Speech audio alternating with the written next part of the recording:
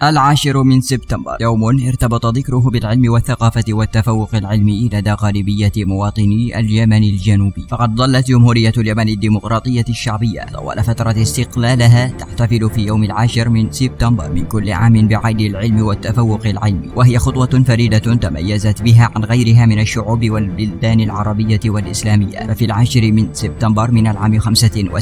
و900 وألف تم عقد أول مؤتمر تربوي لإرساء ذلك التقليد التربوي البديع، حيث تم الإقرار على اعتماد 10 من سبتمبر من كل عام عيدا للتفوق العلمي والثقافي، وهو يوم خصصته جمهورية اليمن الجنوبية لتكريم أوائلها ومتفوقيها من مختلف الجامعات والكليات والمعاهد التعليمية والفنية ومن المراحل الأساسية والثانوية. كما خصص ذلك اليوم لتكريم المعلمين النموذجيين والأسر المثالية والمبدعين في شتى المجالات العلمية والأدبية والفنية والرياضية. وأقر الاجتماع على أن تتولى وزارة التربية والتعليم مهمة التحضير والإعداد لذلك الحفل البهي الشامل الذي يقام من كل عام. وكان التكريم شاملا لكافة المحافظات والمدن والقرى الجنوبية بنسب مستحقة ومتساوية، وحققت الدولة الجنوبية نجاحا باهرا في كل المجالات، وتمكنت من خلق واقع مختلف جعل منها نموذجا يحتذى به بين البلدان. ففي 6 من أبريل لعام 85 و900 وألف أعلنت منظمة اليونسكو العالمية أن جمهورية اليمن الديمقراطية الشعبية تحتل المرتبة الأولى من بين دول شبه الجزيرة من حيث تعليم ومحو الأمية، فقد نجحت الدولة الجنوبية في تقليص الأمية إلى أقل من 2% من عدد سكانها وفي وقت وجيز وقياسي، وذلك ما اعتبر نجاحا باهرا وفريدا من نوعه. وكان ليوم العلم والتفوق العلمي ارتباطا وثيقا بتلك النجاحات المتوالية، فقد حظيت تلك المناسبة باهتمام شعبي وحكومي